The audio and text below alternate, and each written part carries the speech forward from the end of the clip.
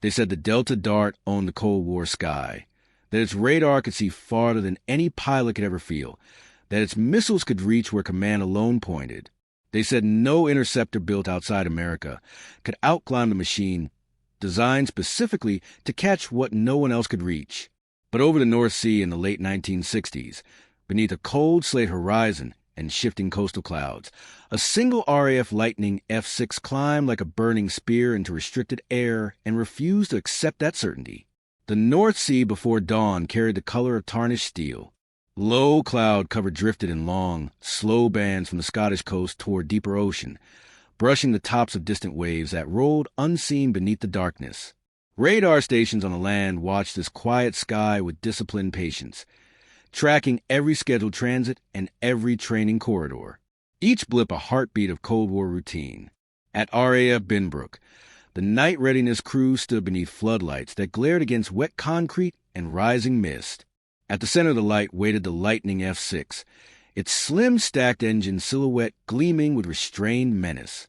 It looked less like a fighter and more like a vertical missile set upon landing gear, a machine shaped solely to rise faster than anything built before it. Flight Lieutenant Andrew Mercer climbed the ladder into the cockpit, his movements methodical, stripped of ceremony. No crowd watched, no cameras rolled. There were only the refueling trucks pulling away, the canopy locking down above him, and the unmistakable hum as the twin Avon engines spooled to life. Every Lightning launch felt urgent even when the sortie was merely training. The aircraft did not idle. It demanded immediate purpose. Across the North Sea airspace in a prepared NATO sector above cold international waters, another aircraft waited at altitude. The USAF 106 Delta Dart, with its long, pure delta wing, cut through the stratosphere. It cruised with untroubled authority where most aircraft strained, designed not for turning dogfights but for one mission alone: intercept anything, anywhere at supersonic speed. The Dart represented the American doctrine of the era. Detection first, engagement at range, missiles before maneuver. Captain David Shelton held the controls in silent confidence. The Dart cockpit felt, unlike most fighters, less visceral and more surgical. The radar scope glowed steady green. Electronics everywhere promised reach and certainty. The aircraft around him was built to sprint straight into the sky, lock targets unseen, and destroy them before pilots ever exchanged a visual glance. Mercer rolled onto Binbrook's runway, throttles forward. The Lightning surged before the brakes even released fully, heat rippling across the tarmac. In seconds, the runway vanished beneath the nose, and gravity itself seemed briefly optional as the jet speared into cloud layer. No shallow climb, no measured ascent, just vertical intent. Somewhere overhead, Shelton's radar display ticked once. New contact. The controller's voice crackled through the headset. Fast climb. Origin UK coast. Shelton tilted forward slightly. Lightning, he guessed quietly. The controllers confirmed it.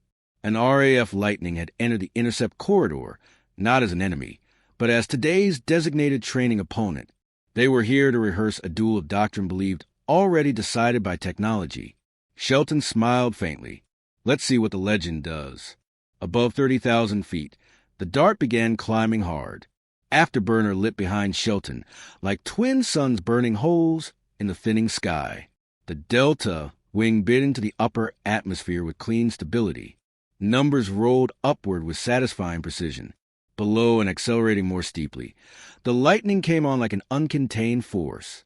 Mercer felt the airframe lighten and sharpen as altitude climbed. The engines did not merely push. They seemed to rip the aircraft skyward. At 35,000 feet, Mercer leveled briefly, scanning the pale horizon beyond the cloud deck. He caught the first glint, the faint metallic flash of a shaped delta wing far above and right. There it was, the Delta Dart. Shelton saw the same meeting point form, first as a blip, then as a sharp angular return, climbing distinctly faster than he expected. Contact rising aggressively, his radar officer noted. Shelton frowned. They were not supposed to go up that fast. The two interceptors climbed toward the same altitude band from different geometries. Dart from steady supersonic ascent, Lightning from steep rocket climb. Doctrine said the Dart should meet the intruder first, hold altitude superiority, and dictate terms. But numbers on the display told a different story. The Lightning was climbing through the Dart's altitude corridor, not leveling, not slowing, climbing through. Mercer glanced at his altimeter as digits blurred, the aircraft tearing into thinner air. The Lightning felt alive now, truly in its element. This was where it belonged, not chasing the sky, but conquering it. Shelton began to feel the limits. The Dart's climb shallowed by imperceptible degrees. Thrust plateaued. The radar lock began to smear slightly as vertical closure calculations lost ability. Lightning still above our climb line. The radar officer reported, voicing what Shelton already saw. Above them, the Lightning gained altitude like a doctrine breaking ascent missile, and the sky began to teach a lesson neither aircraft had flown before. Mercer stabilized the Lightning at 41,000 feet, holding just enough forward pitch to keep climb energy alive, without bleeding speed. Below him, the cloud top spread like a frozen ocean, peaks and folds glowing faintly under the rising sun. This was the airspace where only interceptors lived and where mistakes could never be forgiven. Behind and slightly below, the Delta Dart continued its climb. Shelton pushed his throttles deeper into burner, riding the Dart's powerful J-75 engine close to its upper envelope. The aircraft was built for this straight-line altitude pursuit with measured authority. But unlike the Lightning's savage upward punch, the Dart's approach to height came with discipline rather than flame. On radar, however, the story was finalizing. The Lightning's climb rate read like an error. He's still gaining on us vertically, Shelton noted. The radar officer nodded. He just crossed our ceiling band. Shelton frowned. The Delta Dart strengths were clear. Long-range detection, missile engagement, automation-driven interception geometry. It was not designed to duel in steep vertical spaces where speed, not radar reach, ruled the truth of position. And yet today, the exercise had become exactly that kind of fight. Shelton leveled the Dart slightly, pulling for air speed to preserve missile parameters. The Lightning could take altitude, but if the Dart could secure a radar lock with forward closure, doctrine said the kill zone would form regardless. Mercer saw the tactic instantly. The Dart was not climbing to chase anymore. It was leveling to trap. His eyes flicked to the sky ahead. He felt the Lightning's nose grow light, as thinner air offered less resistance. The vertical fight had already been won. Now came the positional fight. He rolled the Lightning gently right and let the nose drop 5 degrees, exchanging 8,000 feet of altitude for forward energy. Speed surged back instantly. Vapor streaked along the wings as pressure built across the airframe. The Dart's radar sensed a change. Contact ascending, increasing velocity. Shelton nodded. He's transitioning. Shelton rolled left, converting airspeed to lateral geometry, attempting to enter a crossing intercept. Missiles could not fire today, but locking solutions were scored electronically, and the Dart was reaching for its moment. At 9 miles, the jets gained visual. Mercer saw the Dart's delta shape cut through the brightening cloud haze, long wing flashing white against the sun. Shelton saw the Lightning streak low right, climbing slightly now, knife-edge profile gleaming like something thrown rather than flown. Shelton tightened his turn. Radar tone strengthened briefly, then collapsed. The Lightning skated out of the radar basket before solution maturity. He slipped through the cone. The radar officer frowned.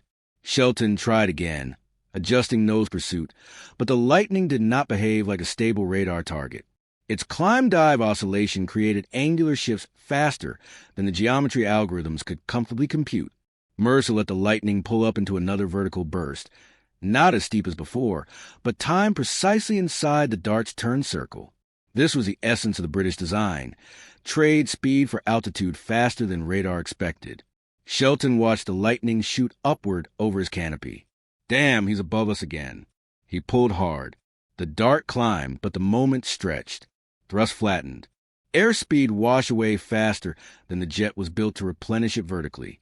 Mercer curved the Lightning back, arcing inverted at the peak of the climb. There, the Dart hung beneath him like a slow-moving shadow, trying to complete its own climb into a region the aircraft was not shaped to conquer. The geometry aligned from above and behind, the Lightning's favorite position. The Lightning slid into pure intercept relationship.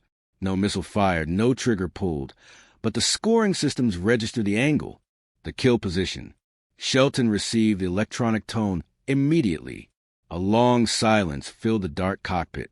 Scoring says simulated kill achieved. The radar officer spoke quietly. Shelton exhaled slowly. So the rumors had been true. Below American doctrine, above British engineering, the Lightning owned the space. Still, exercises had phases. Shelton eased off afterburner, rolling the dart away to reset training boundaries. But he did not turn with disappointment. He turned with something closer to awe. The sky at 42,000 feet felt unreal, thin, brittle, almost weightless. Even the sunlight looked paler here, as though filtered through invisible glass. Mercer held the Lightning steady above the departing dart and watched the distance spread between them. The first engagement had ended in positional dominance, but no one believed a single pass was the truth. Doctrine demanded repetition, validation, adjustments. Below, Shelton steadied the Delta dart, leveling briefly to recover energy while controllers quietly reset the exercise parameters. "Let's run it again," Shelton said. No debate, no hesitation. This time, Shelton increased initial speed rather than altitude, committing to a fast climb energy intercept geometry. If he could not win a vertical outright, he would force the encounter at supersonic pace, where the dart lived best. Mercer caught the change instantly. The dart was not climbing anymore. It was charging. He throttled forward and leveled out, keeping the Lightning well above 38,000 feet, but trading vertical altitude for lateral distance. He needed the dart to commit upward again, to bleed its energy in the place where the Lightning thrived. Shelton pushed past Mach 1.2, then pitched the dart up sharply in a high-speed zoom climb. The engine roared, the plane surging skyward like a spear, trying to break the ceiling clean. Mercer waited. He did not immediately climb. He watched the dart rise into thinner air at Freedom's edge speed, exactly where a delta wing appears unstoppable, right up until it is not. At 40,000 feet, the dart's climb rate decayed sharply. Now, Mercer drove the Lightning into a steep pull. The twin Avons ignited the sky as the jet leapt upward into a near-vertical rise, unmatched by any interceptor of the era. In seconds, he crossed Shelton's climb path, not as a chaser, but as a ceiling. The American cockpit felt a reversal. He just crossed our vector above us. The radar officer spoke urgently. Shelton pulled harder, but momentum ran out. The dart ballooned briefly before gravity and drag bit back viciously. The Lightning coursed past overhead in a short white flash. Shelton realized he had lost not because of altitude, but because of time. Every second the dart needed to establish intercept geometry was a second the Lightning could transcend geometry entirely. Mercer leveled above the dart and rolled inverted, a controlled arc that curved toward the dart's tail. His HUD aligned the icons without drama. Position achieved again. The simulation quietly ruled it. Second firing solution. Lightning victory. Shelton did not rage. He did not argue. He did something unexpected. He eased the dart downward and canceled the intercept. The radio remained silent for several seconds. Then, "Good climb, Lightning." Mercer answered after a heartbeat. "Good pursuit, Dart. There will be no third attempt." The controllers ended the mock duel phase. What mattered was not tally scores. It was what the encounter had illuminated. In theory, the Delta dart was built to dominate interceptions through speed and radar calculus. In practice, a jet that could outclimb geometry itself shattered that doctrine. Shelton flew formation for several minutes beside the Lightning at 30,000 feet. Two Cold War legends riding the pale atmosphere together. He looked across the distance at the compact twin-engine British Interceptor riding effortlessly at altitude. "It's not a fighter," Shelton said quietly to his radar officer. "What is it then?" Shelton watched the Lightning hold the sky. "It's a missile with a pilot strapped into it." Mercer flew in silence, listening only to the wind's thin whistle across the fuselage, a sound few pilots ever heard, because few aircraft ever lived at heights like this for long. He felt neither victory nor pride, only understanding. This was what the Lightning had been built to do, not to dogfight, not to dominate seas, not a managed theaters, only to rise, and in rising become unreachable. The air settled into a gentler rhythm as both interceptors separated along their assigned exit vectors. The Lightning eased its nose downward into a shallow descent toward the British coastline. High above the layered clouds, the Dart leveled off in the opposite direction, streaking eastward toward continental airspace. Neither pilot spoke for several minutes. The duel had ended, not with a weapon trigger or the chaos of combat, but with the quiet clarity that training exercises were intended to deliver, the unvarnished truth of machines tested at the edge of their purpose. Shelton stabilized the Delta Dart at 32,000 feet and finally broke the silence. You were not chasing us. You were outrunning gravity. Mercer smiled faintly behind the oxygen mask. That's what she was built for. Shelton shook his head. We planned our intercept angles perfectly, but you never needed angles. You just kept moving the ceiling. The Lightning continued down its measured path through high silver cloud layers, their tops glowing in thin morning sun. Down here, air fell heavier again. The sky resolved back into something with texture and resistance. A normal world. For the Dart, the return felt subtly different. Shelton reflected on what the encounter had revealed. The F-106 was an engineering marvel. Mach 2 at altitude, long-range detection unmatched among its era, missile systems designed to destroy threats before visual contact even occurred. But within the narrow truth of sudden geometry and vertical pursuit, it met something that defied pure electronics. The Lightning had not overpowered the Dart. It had escaped the equations that made the Dart dangerous. Altitude had not been a place. It had been a weapon. Shelton realized that doctrines were not just about weapons. They were about where pilots were taught to fight.